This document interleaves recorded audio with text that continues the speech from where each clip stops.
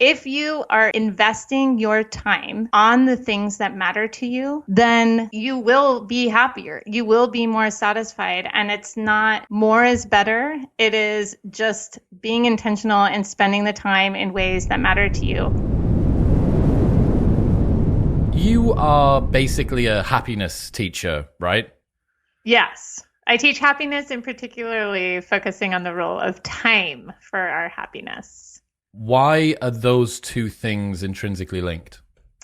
Well, because the way we spend the hours of our day sum up to the years of our life. And so the time that we spend is the fabric of our life. And from that, we are either more or less happy. And when I say happy, what I mean is the joy that we experience in our days, as well as the satisfaction we feel about our lives. So there's both that emotional feeling within, as well as evaluative and cognitive feeling about that. Both of those are linked to.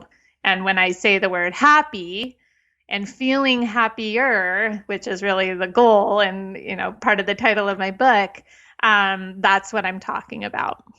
Interesting. I remember reading a summary of Dan Gilbert and Daniel Kahneman's two approaches of what they thought about happiness, the lying in the pool with a cocktail on a lilo for the rest of your life. Yes, it's not meaningful, but you enjoyed every second individually. And then the other version that was like a meaningful one. And it seems like your definition of happiness here kind of combines the two. It's the state enjoyment in the moment, and it's the retrospective feeling of being satisfied about how your life has gone and about each moment as it was spent. Is that the commonly held definition when we talk about happiness in the literature, in the science at the moment? Is that what people mean when they refer to happiness? It is the sort of what the literature refers to, the term that they say is subjective well-being. And that is the coupling of this emotional component. So feeling more positive than negative emotion, as well as satisfaction about. And notably, there are instances in which they do sort of come apart, but as I'm not even just talking about the literature, but really about the implications for us as individuals and how we should be spending our time, what I am going for is that coupling. Like, we both want to feel happy and satisfied while it's happening, but also have it have an impact on our evaluation of how good life is and how meaningful. And meaningful is actually, or meaning is a little bit of a separate construct. But in our research, we've actually looked at what's the correlation between how happy people are feeling and how meaningful they feel like their life is. And they're so highly correlated. And yeah, there are instances where, again, you can pull them apart. But as I'm striving to feel sort of good in and about my life, and I think that that's what a lot of individuals are striving for, that's the operationalization of this idea, this construct, using scientific jargon. But basically, that's our goal, to feel happy within and happy about. And really, it's about feeling joy and fulfillment. So that's the goal. What are the biggest predictors of happiness and life satisfaction? Well, if you look at all the studies that have happiness as a dependent variable, as the outcome, you see that a big thing that has an effect is our natural disposition, so our personality. And so, like, are you a naturally half glass full type person, or are you a natural grump? Now, that has a big effect. And it is important to recognize, but I don't focus as much on that because we don't have control over that. Another thing that does have an impact on our happiness is our circumstances and our life circumstances. So these are things like income level, attractiveness, marital status. And interestingly, these things are the ones that a lot of people are like, if only I have that, then I'll be happy. And that's what they're sort of striving for. If only I had a lot of money, then I would be happy. If only I met the love of my life and got married, then I'd be happy. If only I was super gorgeous, then I would be happy.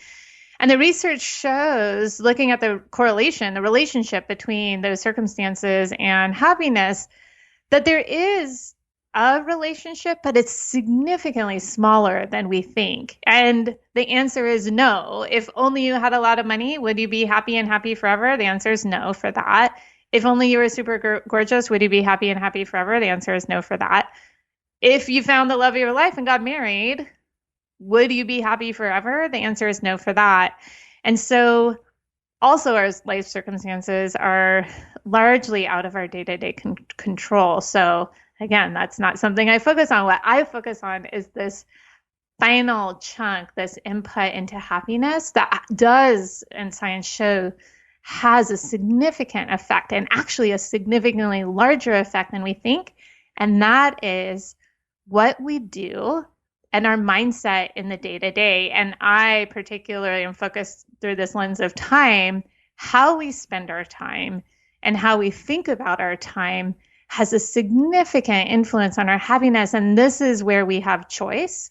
And this is why I'm interested in it, because if we understand the science and are informed, okay, what has been validated as having a significant effect on how we feel in our days and how satisfied we feel about our lives, well, great. Then we can make the choice, the day-to-day choices, to implement those insights and then feel happy in our days and more satisfied about our lives.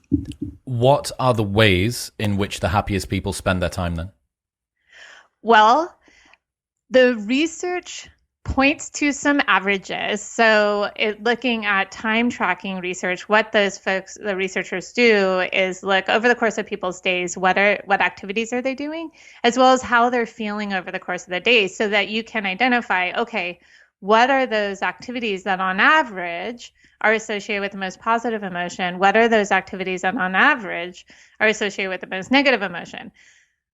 That research points to the happiest activities are those that involve social connection. So whether through intimacy or spending time with family and friends, the activities that are associated with the least amount of happiness on average tend to be commuting, work, and housework. So that's a bummer, and we can talk about how to address that. But I think what's even more helpful for folks and listeners is not thinking about averages, but actually which I describe this process and this exercise that is so helpful in Happier Hour is basically tracking your own time. So over the course of a week, writing down what are you doing, what activities are you doing, or what activity are you doing in every half hour, and there's a worksheet on my website in case helpful. But really it's writing down what you're doing and being more specific, not just work or socializing, but what work activity are you doing? And if you're socializing, who are you with and what are you doing? And as importantly is, as you're coming out of that activity, how did that activity make you feel? Not this sort of global is like, I like to do this and I don't like to do this, but having spent your time doing that, how do you feel on a 10-point scale? And this is so helpful because at the end of the week, you have this fantastic personalized data set. So you can look, all right, what are those activities that got my highest ratings? What were those that really made me feel happy and satisfied and joyful? What are those activities that are like not at all happy?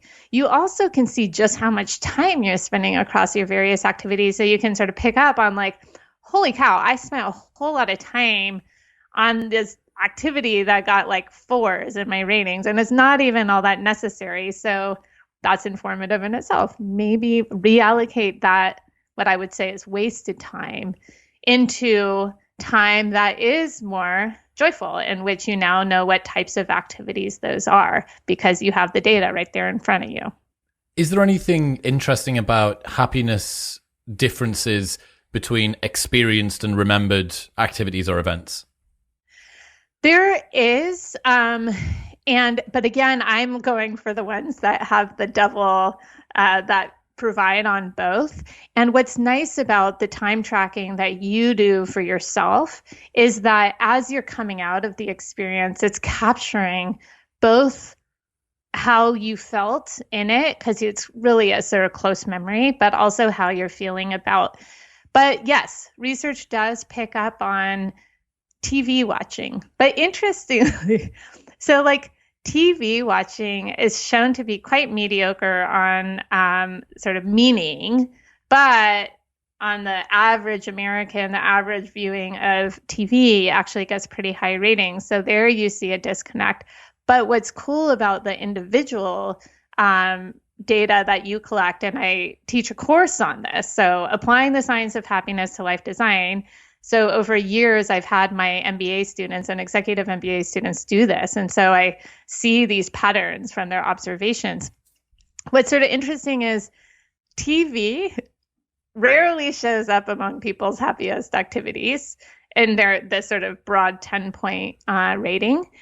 But what's also interesting, you see, and you can see, like, actually that first hour of TV is sort of fun, right? It's like after that long day of work and you pour yourself a glass of wine and you're settling into that first episode, it's totally delightful. But what happens often, and what we see in our own time tracking data, is that when we say yes to, or do you want to view the next episode, and those evenings of binge watching, by hour 2 and 3, actually your happiness ratings, even your enjoyment ratings, have plummeted. And so that also is really insightful, being like, okay, and I can explain the psychology behind the fact that we get used to things over time. So hedonic adaptation is our psychological propensity to get used to stuff after doing the same thing over a continued period of time, doing the same thing repeatedly over time, spending time with the same person over time. We get used to those, so it has less of a emotional impact than it did initially. Now, it's good that we adapt in the face of bad stuff because it makes us resilient. It's less painful over time. We become more tolerant. But the bummer is that we also get used to good stuff. So, I mean, that explains why something that is like, quote unquote, enjoyable, like watching TV, initially, yes, it is fun. But over time, it stops having as strong of an impact. And so that has some implications for how we structure our time, in terms of you should actually spread out the good activities so that that sort of initial starting, that intensity, has as strong of an effect as possible. But it's not only over the course of hours within the day. It's also really important to recognize this in the days of our lives, because we were talking about, as sort of the activity of watching TV, but think of something way more profoundly, potentially joyful than that, is like spending time with the people you love. And you think about the very first time that your partner said, I love you, right? The impact of that is like fireworks in your like heart and mind. Like, it's so impactful. But then those words, I love you, over years got shortened to love you. And you sort of say it as you're hanging up the phone or walking out the door. You don't even hear the words, like the meaning behind those words. And if something as profound as like a declaration of love is something that we get used to, such that it stops having the same emotional impact, that is something to take into account and to try to offset in the happiness that we feel in our days, right? Again, that's what we want, is like to feel joy within our days and satisfied about our lives. And so some of the exercises and advice that I give based off of the studies is basically, how do we not only figure out what activities to spend more time on and to maximize our time on, but also how do we engage in those happiest activities so that we actually experience the happiness that is potentially there within that time that we're already spending and not miss out on it. What are some of the strategies there, other than I guess, chunking stuff down into smaller, more frequent exposures so that the hedonic slope doesn't drop off quite so quickly. What else can people do?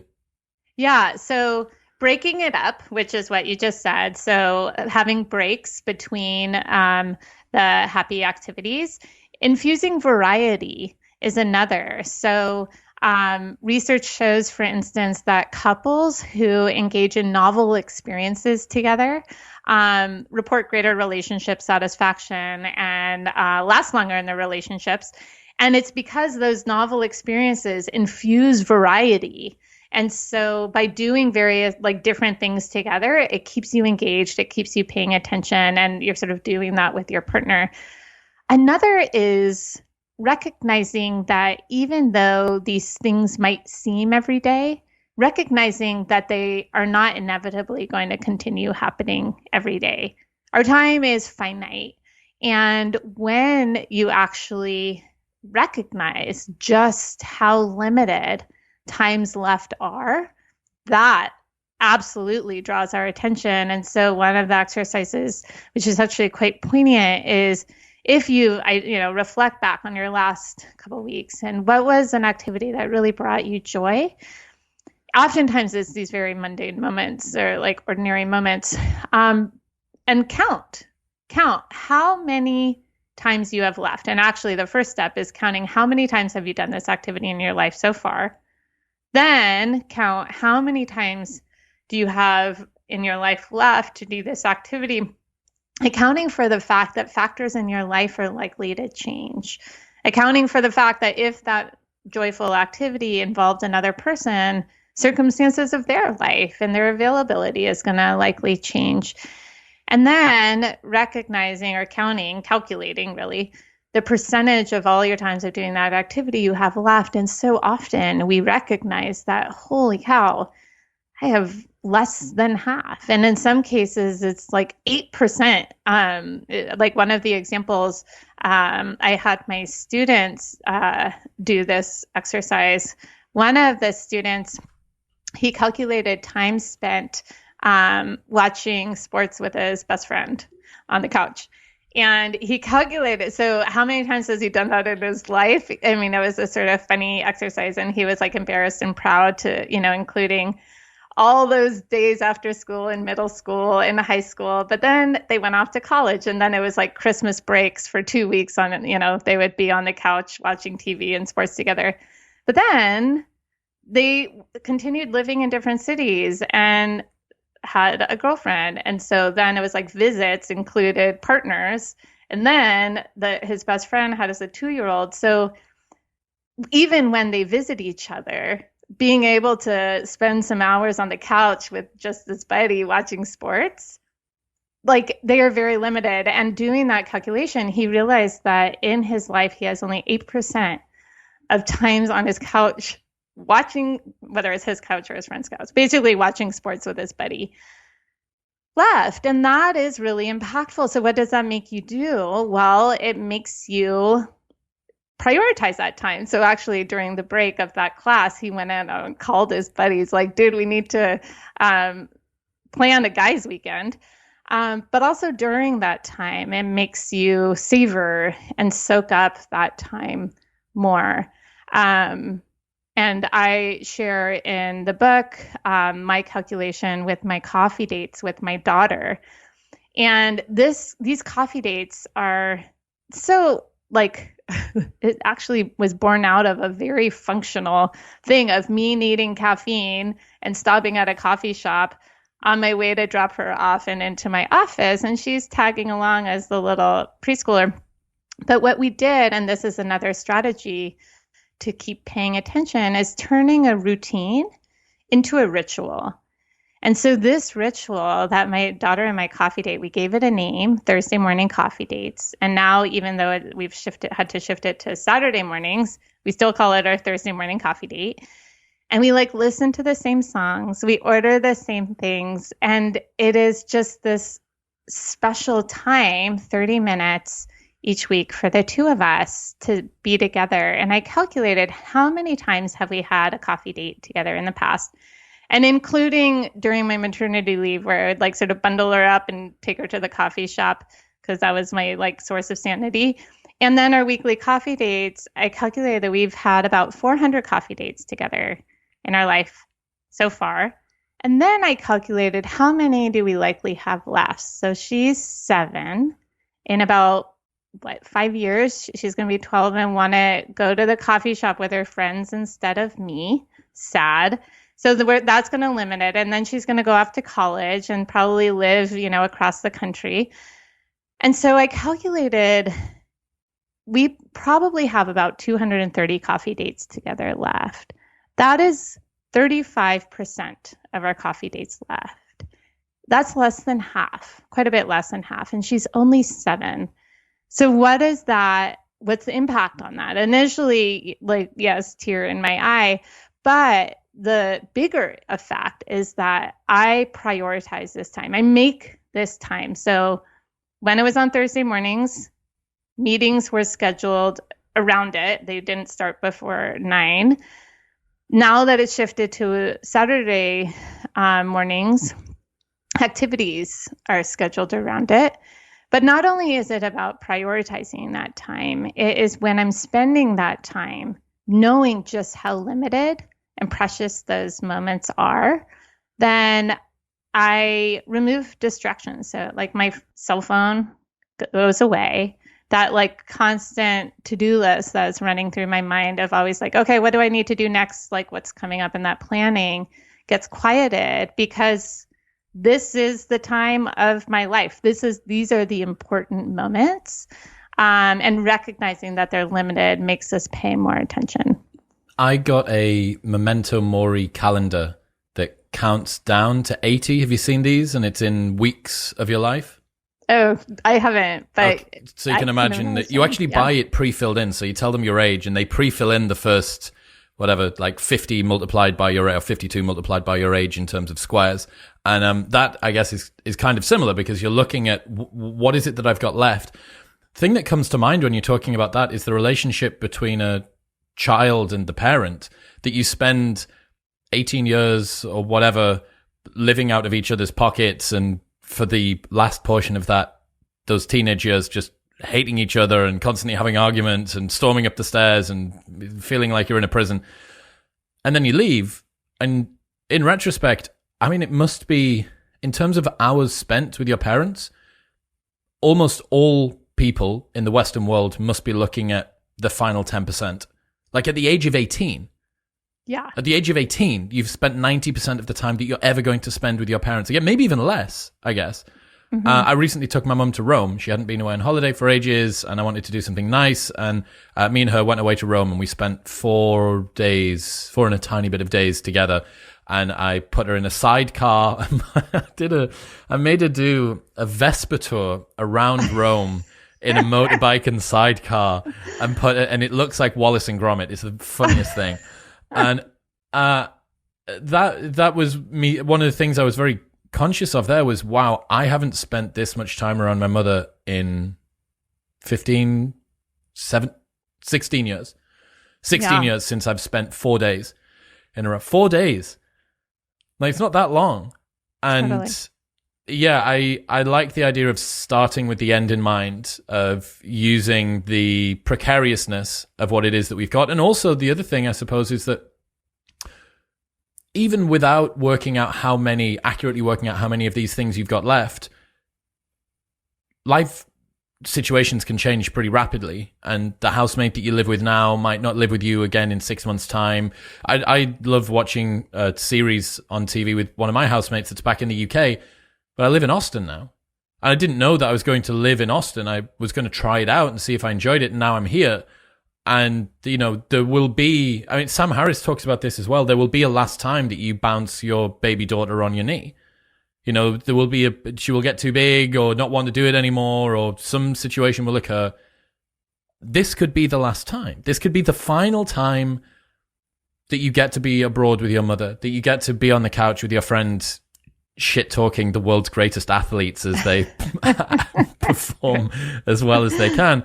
And yes, I think adding a sense of seriousness Like, Absolutely. this has important consequences. This isn't something that should be taken lightly. If you're deriving this much pleasure from something, you should take it seriously, because you take shit seriously that means nothing.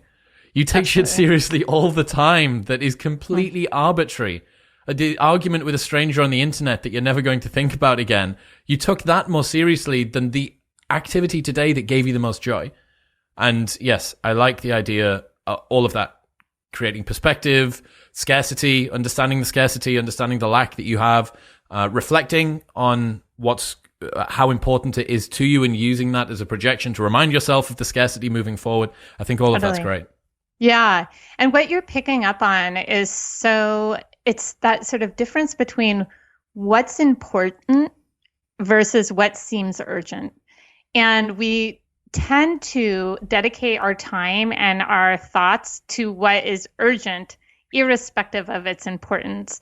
And by thinking about recognizing the preciousness, the limited nature, the finite nature of the time we have with these people we love, doing these things that we love, that increases the urgency. It makes it too recognize how urgent it is.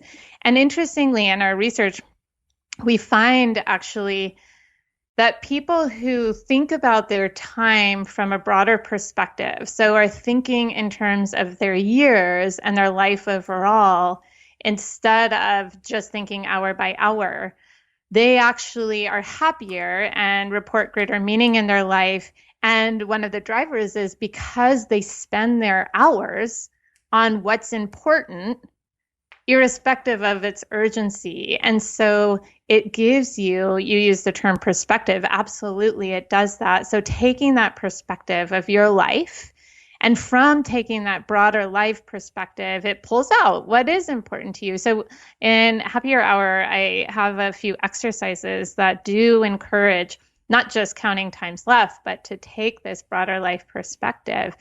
And some of them are quite poignant, but they're so important because they're so clarifying. So one of them, for instance, is writing your eulogy. This is, and some of my students, I will say, are like, what? I thought this was a happiness class and you're having me write my own eulogy? And so what this exercise is basically projecting forward, assuming you live a long life, and writing down, how do you want to be remembered? So what are the words you want people to use to describe you? What life do you want to have lived? And I point out to one of my students was like, I am sorry, professor, but I can't do this assignment. Like, thinking about my death and creates too much anxiety. I'm going to forfeit my grade. I'm like, okay, let me reframe the exercise or the assignment for you. Write about the life that you want to live, because that's essentially what it is. It's not an exercise about death. It's about what life do you want to live? And writing that down and articulating clarifies what's important. What are your values? Who do you want to be? And with that clarification, what is your purpose? What are your ultimate goals? With that even though it's thinking about years and life overall, that informs how we spend our upcoming hours, right? It's only in contrast of how we want to spend our time that we can look at the way we spend our time. It's like a subtraction, okay? It's what is it that I want to achieve? What is it that I'm doing that's getting me toward achieving that? And that's not the lean in, go get a type A thing. It's, I want to achieve a life which involves lots of outdoor activities and whatever, right? Yeah. But you can only contrast those two if you have an end goal, if you have some sort of destination. I had Ryan Holiday on last week, and he was talking about how discipline without a destination is basically impossible, because what are you being disciplined in service of? What is your discipline working toward? Perhaps your life goal in some alternate universe that was hell would be to spend as much time on TikTok as possible. Well, discipline would involve you spending as much time on TikTok as possible, right? I want to be watch the most number of hours of TikTok of anybody on the planet. That's my life goal. It is only in comparison with the things that you want to do that you can look at discipline. And it kind of feels like the way that you spend your time is pretty much exactly the same.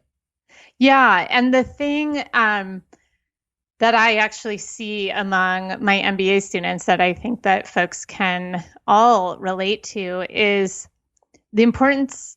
So without your own clear sense of purpose, of your own goal and what you're striving for, then we pick up on other people's goals, like these general notions of success. And those general notions of success, it's a terrible thing to be striving for because it's so amorphous, it's so multidimensional, and a lot of it is extrinsically driven and not intrinsically. So it's not what you ultimately care about. It's sort of like this general sense of like what you should do and what one does do. And that is very difficult because it's not difficult. What it does do is it leads to unhappiness because it's like, the thing is like the goal, the post is always changing, right? It's like this general, like if success is having a lot of money, but then as you make more money, your reference point of how you're doing shifts because you're surrounded by people who also have more money or fame. You know, it's like you're surrounded by people who you're all of a sudden in like a different room and you're like, how am I doing compared to those around me? Well, there's always someone doing better, right? But the value in for you identifying what matters to you and your own purpose and your own ultimate goals is that is where what you're talking about with this idea of like, that's the comparison that should motivate you. It's like, if you're not aligned or like living out what you care about, then that should, kick you in the butt and make you start working in line with that. But also, it's great because when you are achieving along that route, it is so much more rewarding because it's what you care about. Like, and you said, and like each step along the way, and actually going back to even thinking about activities and how we should be spending our time in your time tracking, there might be activities that aren't fun. So there's those that are maybe wasted time, like the TikTok example is like, you're spending a lot of time on it. It's not necessary, nor is it very fun.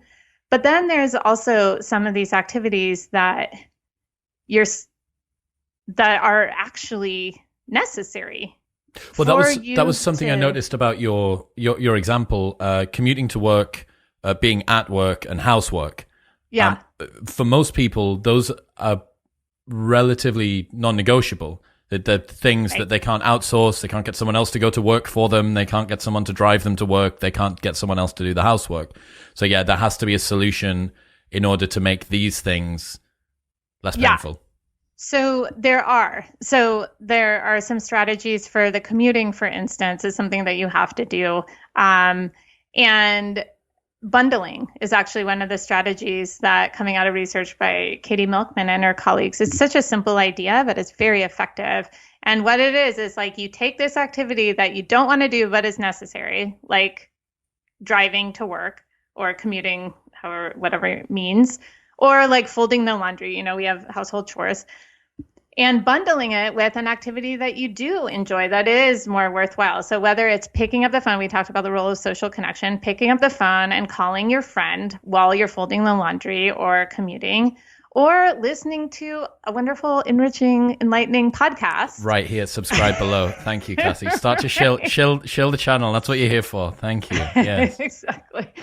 But I mean, like joking aside, absolutely. So all of a sudden, instead of like oftentimes during a commute when someone's driving, flipping through the radio mindlessly, or if they're on the tube or subway, flicking through their TikTok, and instead of that sort of filling of time, if you spent that time intentionally listening to a podcast where you learned something that you're inspired by, then all of a sudden that time that you're just sort of trying to get through of the commute, all of a sudden feels more worthwhile and enriched.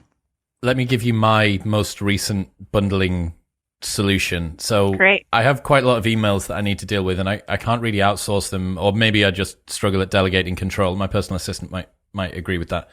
I bought an exercise desk, which is a recumbent stationary bike that has a flat, it's purpose built, right? And you put the laptop on top of it. There's something called zone 2 cardio, which is cardio between around about 110 to 130 BPM heart rate for most people. And it's actually kind of hard to achieve because it's not as quick as a run. A run would take you way over it, probably into the 140s, but it's quicker than a walk. So it's kind of difficult to work out how you're going to mediate this particular pace. And it's also, you have to do it for quite a while. You need to accumulate around about 180 minutes per week if you want to get a very good impact. But it's the train slow to run fast, blah, blah, blah. Tons of health benefits, longevity and heart rate variability and resting heart rate and blah, blah, blah. But it's really hard to do. Emails also suck. So now when I do my emails, I just sit on the bike. I set it away for an hour. I've got Parkinson's law going on. So I've restricted down my time to have a goal. And I'm like, right, got to get my thing done. So I got 60 minutes and I know, and I can see it counting down or whatever. I'm going to get the cardio in that I would have it's satisfying. It does make me feel good, but it's not, it would be really awful to do on its own, and yet I take so much pleasure from doing it while I do my emails. It's insane. And then I get my emails finished. And I genuinely look forward to doing emails because I'm like, I'm going to get a bit of cardio in and get a nice sweat on. I'm going to feel really good once I've finished up. So I'm aware that's like the most hyper nerdy solution to this. But also listening to podcasts on your commute is another one. I am very appreciative of this suggestion, though, because email is my source of least happiness. And so if there's a way to bundle it, $360 will get you an Exadesk 2000i, and it will change your life. Oh my gosh! And then you can hang clothes on it when you're not using it as well. It's fantastic. Talk about a persuasive advertisement. Yes. I am not even sponsored. Not even sponsored by them. Right. So you've brought up a couple of times here the importance of social connection. You mentioned intimacy, which is presumably like relationship partner stuff as well. How can people develop their friendships and deepen their friendships? Because one of the things that I hear a lot is a difficulty in people finding friends, especially guys. I think when they get into adulthood, you don't have the same structures that maybe through school, through uni, sports teams, stuff like that. I think guys, especially when they get married, there's a ton of evidence that suggests they just adopt the friends of their partner, and that's now their friend group. But even that starts to dwindle over time as well. So what about deepening friendships? What are some of the strategies people can use to do that? Yeah, and so there's a exercise in that I share in the book and that I have my students do, which is called the Relationship Closeness Induction Task. But basically what it is a series of questions. And this takes 15 minutes, and I will loop back to how this can be implemented to sort of forge friendships. It's a 15-minute task. So basically it starts with, I think it's like 3 minutes and in these questions, you're paired up. I pair my students up, and they have 2 minutes to ask a question. They ask a question, the person answers it, and then the other person asks the same question and they answer it. So it's reciprocal. And then the first 2 minutes is like what you talk about when you meet someone, like, what's your name? What made you decide to come? In this case, it's like to UCLA to get your MBA. Where are you from? These things that, are those initial get to know you conversations. But then I'm like, okay, guys, now move on to the second set of questions. And the second set of questions are a little bit more self-disclosive. So they are like, what do you like to spend your time on? Like your hobbies and your experiences. So you get to hear about the other person's experiences and how they spend their time. And then the last set of questions, they have 8 minutes to go through. And these are deeper. These are like, what are you most proud about in your life? What is your happiest childhood memory? What is your greatest fear? And these questions aren't just about how you spend your time. It's really your emotional experience in your life. And this is a method that's been shown to make people feel significantly closer and like they are more like friends at the end of it, even though it's 15 minutes. But what it's doing is based off of reciprocal escalating self-disclosure. So what that means is that it is sharing and asking and listening. So it has to be not just you like dumping like, oh my God, this is my biggest fear and this is what I'm really struggling with, but also asking the other person and listening. What are you struggling with?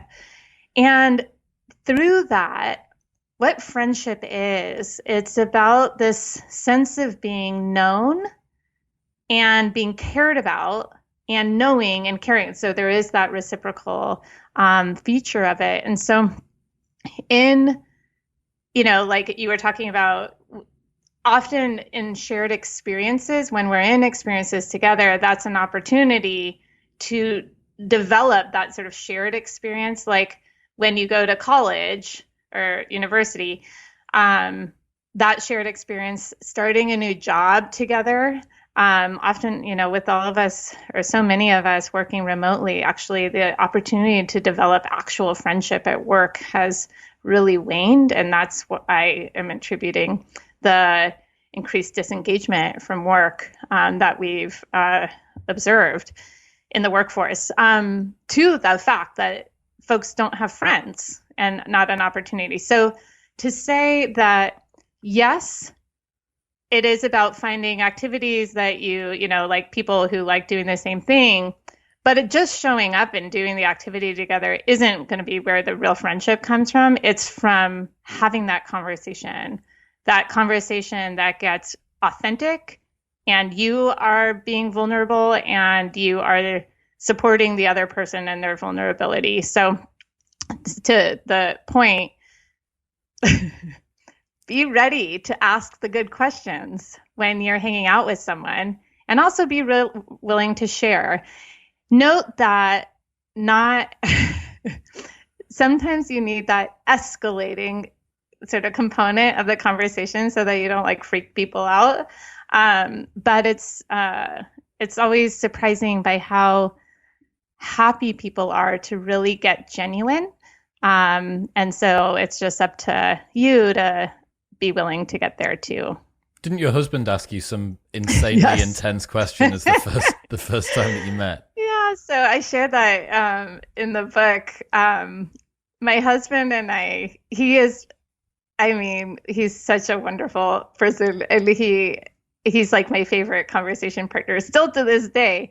And we were set up on a blind date over coffee, and his first question was like a very last one in this relationship closeness induction task. He was like, what to you is the secret, or not the secret, like what are you striving for like a happy, good life? And I'm like, oh, wait, what about like, what are my hobbies and what made me decide to come to Stanford? He skipped all of that. And it was so refreshing. And so coming out of even that first coffee date, I was like, wow, I feel like I know someone and am a little bit known by this stranger. And so I think that is an example that has proven well for me in terms of establishing a really beautiful relationship. I think a lot of people have problems at the moment with the shallow sort of nature of conversations that they have. I think it's another reason why podcasts have got so much popularity, because you get to kind of almost hear sometimes conversations that you wish that you could have a little bit more. I mean, I know for me, there's the reason that I enjoyed starting this show 4.5 years ago, 500 and something episodes ago, is because I was struggling to have the frequency and depth of conversation that I wanted. And if I was able to do it on the podcast, you have an excuse to kind of bypass all of this. So tell me about you, and what did you have for breakfast, and what are you up to tomorrow? Like, people don't expect that. They expect you to kind of pretty quickly get into the meat of the performance with this. And I think that you're right that the escalation, you're going to turn some people off. But if you're the sort of person for whom you want to kind of speed through minutes 1 through 10 and get into the final 5, I think that makes a lot of sense. And I think that more people than realize it would resonate with like a really interesting, deep conversation. When I think about what most of my 20s is a very normal bloke in the UK, just being a club promoter around a range of young people that were relatively outgoing and whatever.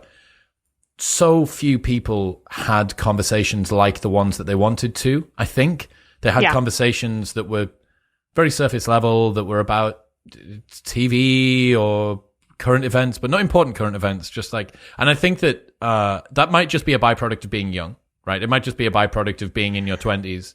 I don't know. I don't think so. I think that those are the types of conversations that generally are had in social settings, like social settings with big groups. So actually touching back to the time tracking exercise that I suggest folks do, the reason that I say it's so important to not just sort of write socializing as your activity, but actually who are you with?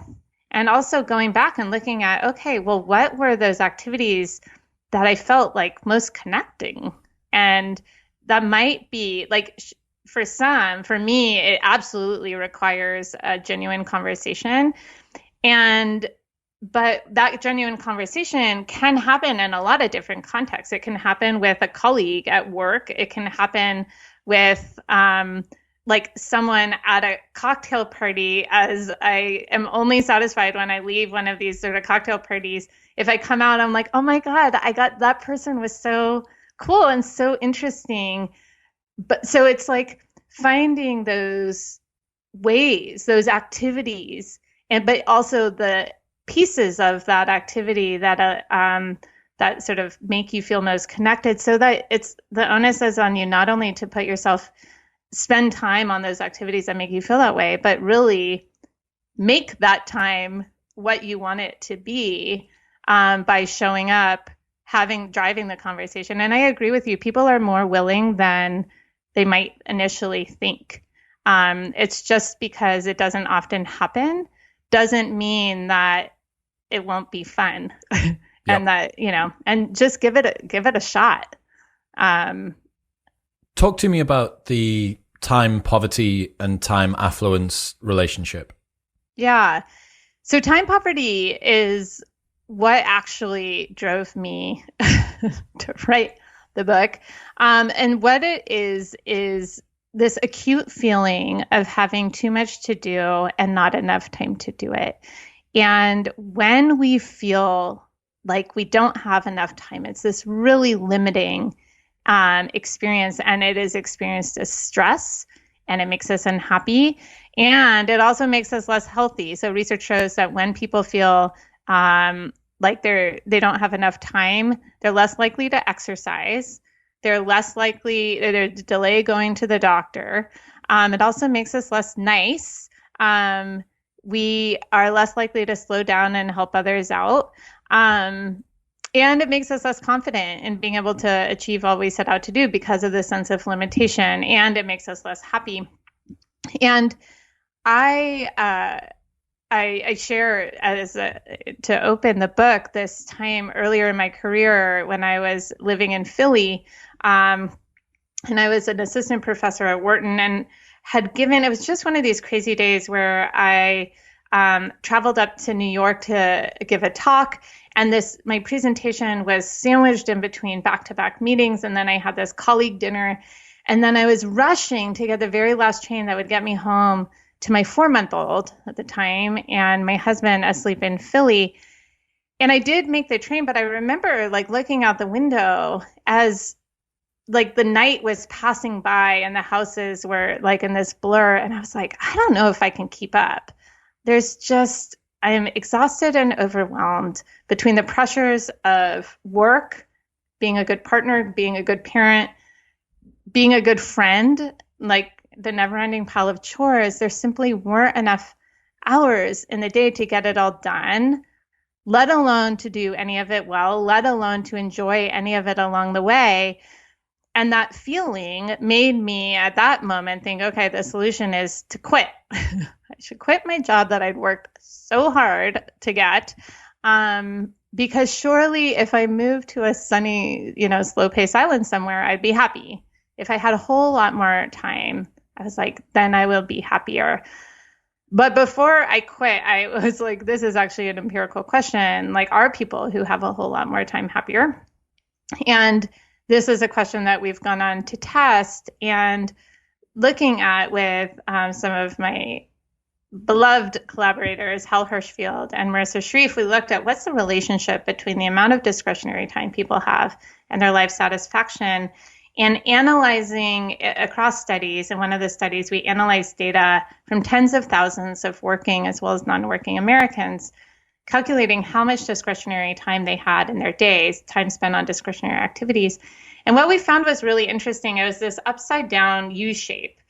So sort of reaching down to unhappiness on both sides. On the one hand, on the left side, with too little time, people are less happy. That is the time poor. That is me on the train. But what was interesting was on the other side, that you also saw this downward slope to unhappiness. And so it suggested that there's actually such thing as having too much discretionary time. And in digging into that, what it turns out is like people are driven to be productive. That is, we are averse to being idle when we spend days upon days with all of our hours and nothing to show for how we spend those hours. It undermines our sense of purpose. And with that, we feel dissatisfied. And so this is really important to recognize that. And actually, in the middle of that upside down U, it's pretty flat. So it's not about how much time you have. It's really, with the conclusion from this, and is what drove the book, it's not actually about how much time you have available to spend how you want. It is how you spend the time that you have available. So it's not about being time rich. It's about making the time that you spend rich. It's about, as we've said, identifying what are those activities that are really worthwhile. And when you're spending your time on those activities, being fully engaged, not being distracted, so that you get the happiness that is available in that activity. And but when I'm saying time rich, it's about looking back on your day and feeling fulfilled, not about not being busy, because you can actually be quite busy. But if you've spent time on things that felt worthwhile, then you don't feel depleted, you feel fulfilled and satisfied. And that's the goal.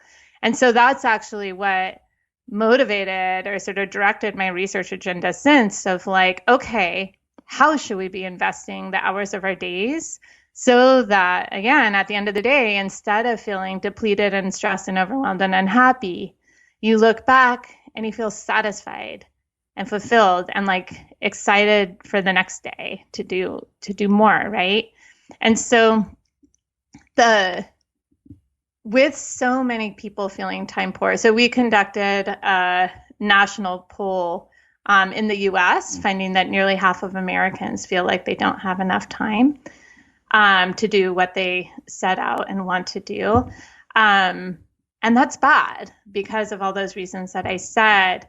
But actually, we have more time available to us than we think. And when we spend that time in ways that feel really worthwhile, that gives us energy. That lessens the sense of constraint and limitation. And actually, that increased sense of efficacy of being able to accomplish what you set out to do increases your sense of how much time you feel like you have available. And when I'm talking about time available, this is hours within your days, not what we were talking about at the very beginning of like the limited nature of your life. You talk about this discretionary time. Am I right in thinking that the bottom end where things stop being bad was about 1 hour, and the top end when things start to get bad again is 5 hours? Is that the bracket? It's 2 hours and 5 hours. So with less than approximately 2 hours of discretionary time, at least in the data set, the American Time Use Survey data, then we saw that sort of drop off in happiness. And more than approximately 5 hours is where we saw that drop off in happiness. Now, interestingly, for some, and I will admit for me at the time, I was like, 2 hours sounds like a luxury. There's no way 2 hours is like in the day to, spend on discretionary activities. But then when I actually calculated the hours of my days that I spend doing what I love, like cuddling with my little baby, having dinner with my husband, that wonderful conversationalist that I've already referenced, giving a call to my best friend on my walk home. We talked about, yes, commuting is bad, but when I'm talking to one of my favorite people, those minutes added up to about like an hour and a half of time that I wouldn't have wanted to spend in any other way. And that's helpful because it suggests that, in fact, 2 hours isn't totally out of reach. But it does require being intentional about the time. It does require, particularly if you do work full time and have other demands, it does require sifting out that wasted time, that sand, the sort of TikTok time, or what you can identify for yourself what that wasted time is for you. It does require minimizing the waste so that you do and prioritize and make the time for the stuff that really matters to you. I think a lot of people, when first faced with this, will probably have a little bit of difficulty because they'll confuse a comfortable or convenient activity for an enjoyable one. So They'll finish up at the end of the workday and get home. And well, the way that I relax is by watching Netflix for a couple of hours on an evening with a glass of wine. You go, I understand, but what else? Is there something else that you could be doing which would be more enjoyable? And because it's less comfortable or convenient, it's presumed as being like more work. Oh, well, I've just finished work. I don't have to go and do more work. It's like, okay, look, objectively, would you prefer to spend your evening going out and seeing your friends, or going and playing a new sport, or whatever it is whatever the thing is that you want to do, as opposed to this thing which is just the path of least resistance? What would you tomorrow have wanted you today to have done? Like, are you going to look back tomorrow on the way that you spent your evening watching yet another shit Netflix series with yet another very average glass of wine? Or would you get much more enjoyment both in the moment and in retrospect had you have gone to go and see your friends? That was the biggest thing. It was Laura Vanderkam 4 and a bit years ago who taught me about the experiencing, anticipating, and remembering self. And just having that model in my mind has changed. Like, I go and do so much stupid novel stuff because I think, well, if I do this, even if it's completely terrible, I've got an awesome memory that's going to stay in my mind, and that's going to expand the units that I'm going to have that'll make my life feel like it goes longer and all the rest of this stuff. So yeah, I think getting past the mistaking a comfortable or convenient activity for an enjoyable one, I think that's a really important thing, especially for people that are super, super busy, spent a long day at work, get the kids up earlier in the morning, so on and so forth. So going on from that, how do you think people should think about the relationship between time and money? Because that, for most people, is a hugely correlated situation. Yeah, and even before we get to the time and money sort of interaction, I think that the time tracking exercise is the reason it's so powerful is to combat exactly what you're talking about. This general notion that people have of like, oh, I enjoy watching TV because that's sort of what I do. But if you actually have the data in front of you and it's like, well, not really. Like, it is the path of least resistance. I mean, that happens to be what you are mindlessly doing. It sort of fills defaulting your week. to it. Yeah. But it doesn't mean that it's actually what you enjoy doing. And if you're picking up on like, and what comes out is like, people are like, oh, I don't have time to meet up with my friend, my sister, for dinner. But in fact, you do. Like, instead of going back home and getting on the couch on that sort of default, it's not work. Like, text your sister and be like, let's meet up. And then when you do and you're out, you're like, that gets a 10 instead of the, 4 of like that third hour of Netflix, right? And so with that objective numerical data that is your very own right there in front of you, then that is what helps motivate and kickstart into spending time in these ways that are really impactful. And to your point and Laura's point, and actually like going back to my example with my coffee date with my daughter, the effect on happiness carries over beyond just the time that you're spending, right? So there's that anticipation of it. So like I look forward to my coffee date with my daughter. She looks forward to it. And then when we're in it, we're spending it. So it's like 30 minutes of delectable like sweetness. But then we remember it and we talk about it. And if you ask me how happy I am like genuinely so happy because, again, what is happiness? It's thinking about our time and our lives.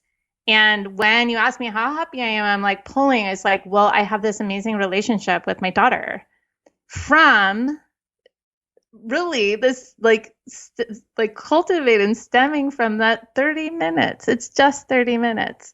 Unfortunately, because I work, I don't know if it's unfortunate. Anyway, I don't pick up my kids from school at 3:00 every day, like, many parents do, because I can't, I work. But that doesn't mean just because I'm not spending that time, these coffee dates are really this quality time that color not only how I experience the week, but my relationships. And from that is where the happiness comes from. To your question of time and money, my dissertation work was actually looking at what's the effect of focusing on time versus money and our critical resource. And what my studies over the course in lots of different ways have shown that those who focus on time as their critical resource are happier.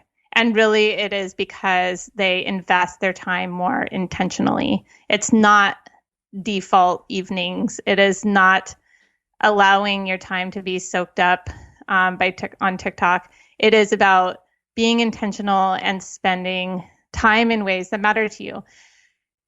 Thinking about money actually has its own effect, and it sort of drives towards these extrinsic goals. Whereas when you think about time, it's driving you to invest your time in these activities that are aligned with your intrinsic goals, your purpose.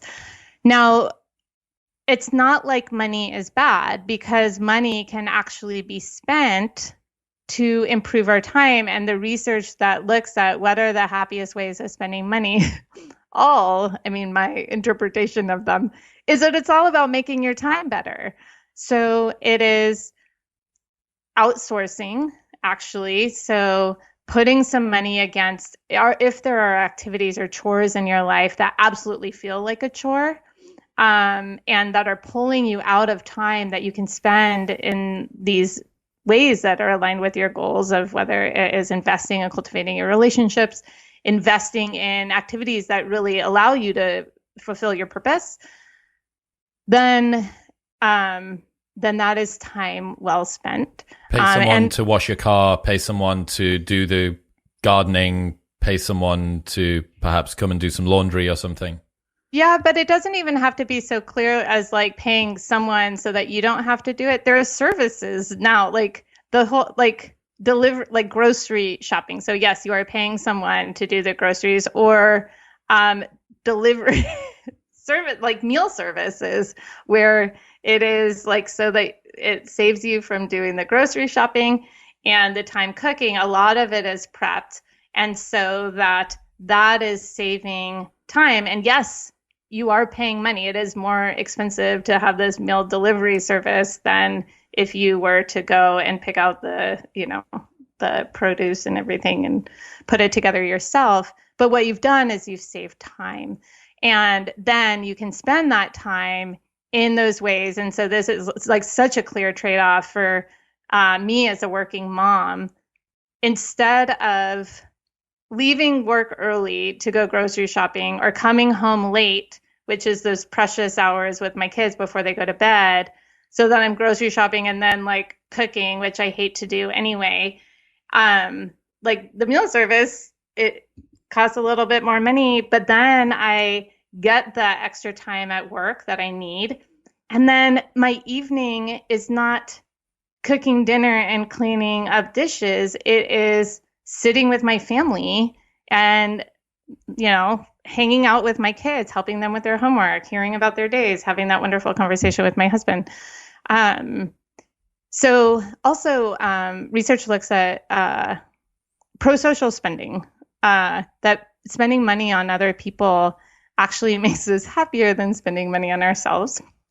And also my work shows that giving experiential gifts versus material gifts increases a sense of connection. The recipient feels closer to you.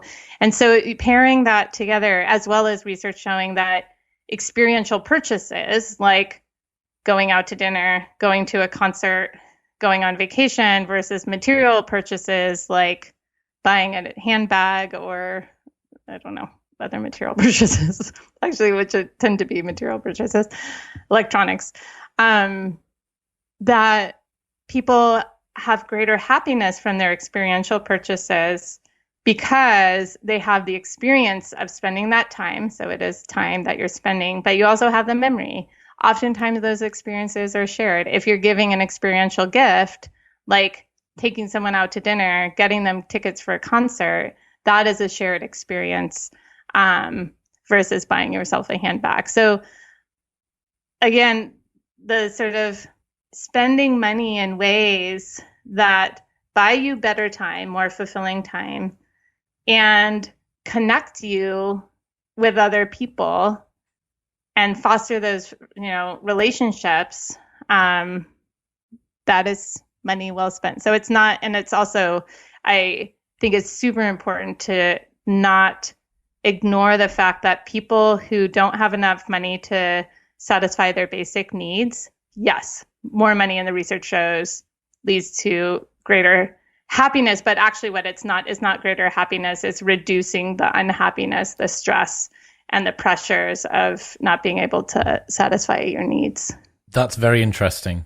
I mean, there's been so much of the over $70,000 per year, happiness starts to tail off. Then I had Seth Stephens-Davidowitz on at the start of the year, and he seemed to suggest that for every increment of increase in, I want to say life satisfaction was the measurement rather than happiness, you needed to double the amount of money. So in order for you to go from 70 to 140, you'd need to go from 140 to 280 and 280 to 560. Is there any legs to that when it comes to earning, the relationship between the money that you earn and your happiness or satisfaction in life? Well, it is like, and actually it's going on that sort of diminishing returns. These things have less impact over time. I talked about the role of hedonic adaptation. And so that's a piece of it. It comes from adapting to your circumstances, and then you need all the more to have any effect on your experience. And so, yes. But and that's why it's so helpful to continue to come back to time and what matters to you and your purpose, because then it is absolutely continues to be rewarding when you are achieving along those dimensions as opposed to these external ones. I suppose as well, it stops you from overshooting. Now, I'm around some pretty competent people in Austin, and a lot of them are going to be worth a hell of a lot of money within the next decade or so, right? I mean, we're in the city that Elon Musk lives in, so the opportunities, the ceiling is limitless. And I think, thankfully, most of them have done enough self-work to be able to check themselves and go, hang on, just how much do I need to destroy myself in pursuit of an amount of wealth that's 10 times as much as the most amount of money that I would need per year in order to be happy? And I was talking to a friend over dinner about this last night. I was like, look, if I 10x'd my income, I genuinely don't know what I'd do. Like, I buy a slightly nicer coffee on a morning on the days that I do have, like, Yeah. I'm sure that it would be great to fly private, and I'm sure it would be great to do the whatever and the other things. But I think that when it comes to a realistic expectation of what's going to happen in life, optimizing for time, optimizing for the experiences that in retrospect, you're going to be glad that you've done, just seems to be a much safer way to go about things. And then if the byproduct comes of you being worth 100 million in 10 years time, then fantastic. But Great. That you're optimizing for the things which actually matter, and or everything else is just extra. Absolutely. And that is, you said it so directly. It's not only a safer route to happiness, it's the direct route. Like, it is, if you are investing your time on the things that matter to you, then you will be happier. You will be more satisfied. And it's not more is better. It is just being intentional and spending the time in ways that matter to you. And as you said, if money comes along with it, fantastic. Like, that's gravy. And you do, and again, not ignoring the fact that you do need to be able to have enough money to satisfy your basic needs. It's so helpful to continue to sort of touch back to Maslow's hierarchy of needs. Because at the very base of it is you have your physiological needs. You need food, shelter, safety, health. Those are your physiological needs. The very next, once those are satisfied, and you need money to put food on the table, to live in a safe place. But once those basic physiological needs are met, then the next most fundamental need that we have is sense of connection and belonging. And that's where these relationships come into play. And then it's like, once you like are shored up and like make sure that you have strong relationships, then you sort of move into this competence and self-actualization, where it's these sort of more individual pursuits.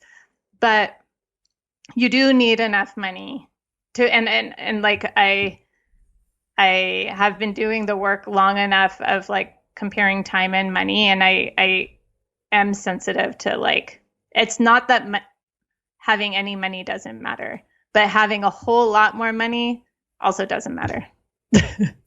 Cassie Holmes, ladies and gentlemen, if people want to keep up to date with the stuff that you do, where should they go? My website, CassieMHolmes.com. And then my book, I mean, it pulls it all together. These learnings based off of my career of research and teaching the course for years, and seeing the effects. And so I'm so excited to bring these learnings to people more generally and make people happier with their time. Thank you, I'm Cassie. excited. I appreciate you. Thanks so much for having me. What's happening, people? Thank you very much for tuning in. If you enjoyed that episode, then press here for a selection of the best clips from the podcast over the last few weeks. And don't forget to subscribe. Peace.